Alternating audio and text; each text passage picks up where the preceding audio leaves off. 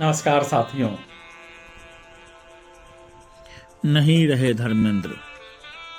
अभिनेता धर्मेंद्र को लेकर यह आशंका तो थी ही कि उनको लेकर कभी भी यह खबर आ सकती है कि वे अब इस दुनिया में नहीं रहे।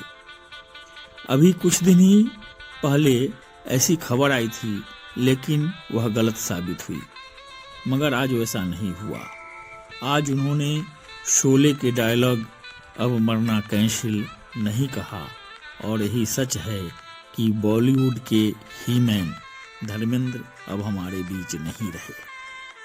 आज सोमवार 24 नवंबर 2025 को वह इस दुनिया को अलविदा कह गए। 89 साल की उम्र में धर्मेंद्र ने अपने जुहू स्थित घर पर ही अंतिम सांस ली। लंबे समय से उनकी तबीयत नाजुक चल रही थी। उन्हें 12 नवंबर को ही ब्रीच कैंडी हॉस्पिटल से परिवार के कहने पर डिस्चार्ज किया गया था।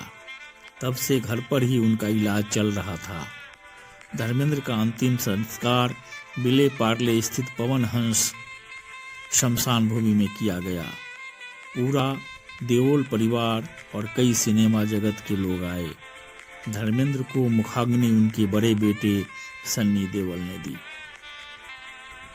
पंजाब के एक गांव में मुंबई में मेहनत और धैर्य की वजह से फिल्मी दुनिया में खास जगह बनाने वाले धर्मेंद्र ने बहुत से नए पुराने कलाकारों को हौसला दिया। उन्होंने खुद को कभी बड़ा और समर्थ कलाकार नहीं माना।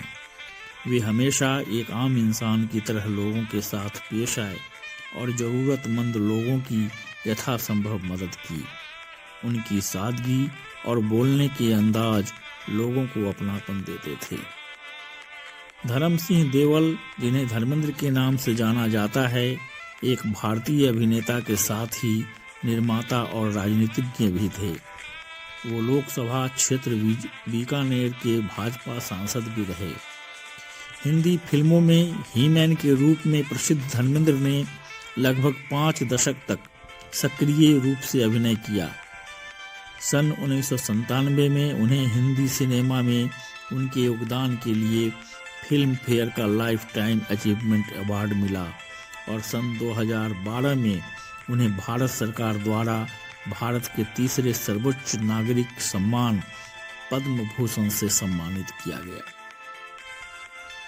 धर्मेंद्र ने 1960 में फिल्म दिल भी तेरा हम भी तेरे से फिल्मी दुनिया में प्रवेश किया।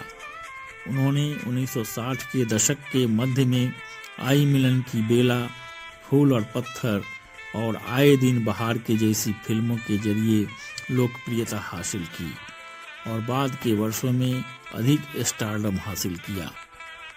हिंदी फिल्मों में उनकी कई ऑन स्क्रीन भूमिकाओं के लिए उन्हें भारत का हीमैन करार दिया गया।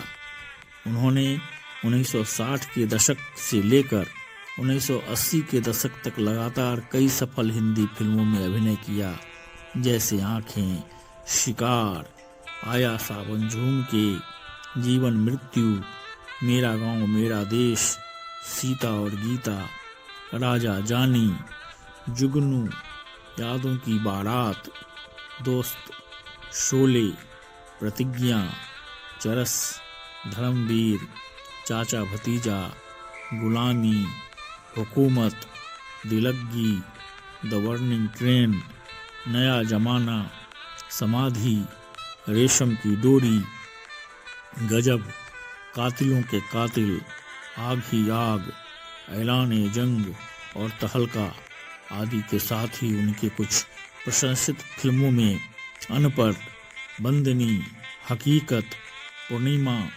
अनुपमा, ममता, मझली दीदी, सत्यकाम, चुपके चुपके वगैरह शामिल हैं। 1990 के दशक के अंत में वह कई सफल और प्रशंसित फिल्मों में चरित्र भूमिकाओं में दिखाई दिए, जैसे प्यार किया तो डरना क्या, लाइफ इन ए मेट्रो, अपने, जॉनी गद्दार, यमला पगला दीवाना और रॉकी और रानी की प्रेम कहानी आदि।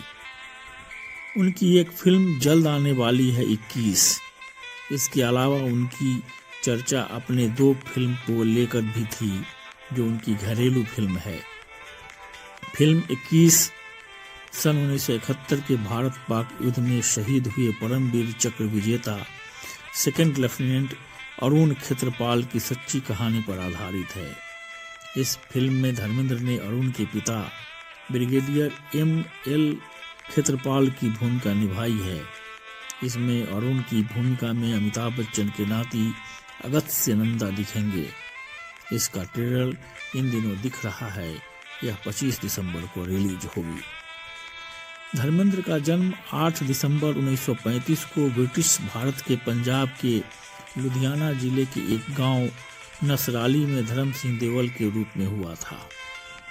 वे केवल कृष्ण और सतवंत कौर पंजाबी जाट परिवार की संतान थे, लेकिन उनका पैतृक गांव लुधियाना के पखवाल तहसील रायकोट के पास डांगो है। उन्होंने अपना प्रारंभिक जीवन साहनेवाल गांव में बिताया और लुधियाना के ललतों कला में सरकारी उच्च माध्यमिक विद्यालय में पढ़ाई की, जहां उनके पिता गांव के माध्यमिक स्कूल के प्रधानाध्यापक थे। उन्होंने 1952 में फगवाड़ा से मैट्रिक किया।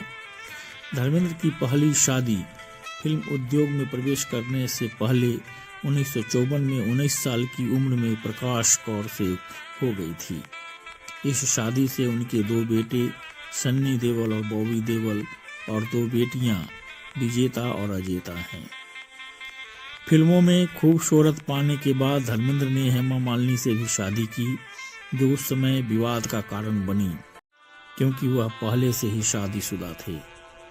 उन्होंने और हेमा मालिनी ने 1970 के दशक में कई फिल्मों में साथ काम किया। इनकी जोड़ी खूब सफल हुई। इस जोड़ी की 2 बेटियां हैं, ईशा देवल और अहाना देवल।